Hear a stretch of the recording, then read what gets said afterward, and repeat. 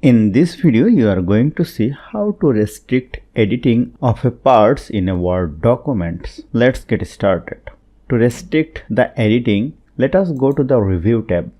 Go to Restrict Editing. Let me select the area I want to keep the editable. Then go to over here and select the option Allow only this type of editing in the document and make sure no change read only is selected and click on Everyone. I also select this area to keep editable. Select it, click on Everyone. Now click on over here and yes, start enforcing protection and apply a password and click on OK.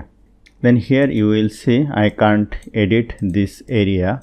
Everything is disabled, but I can edit this area.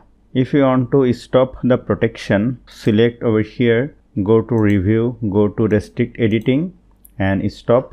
You can click on the Stop Protection and apply the password. So hope you found this video helpful. If you like this video, please share this video with your friends and family and don't forget to subscribe. Thank you.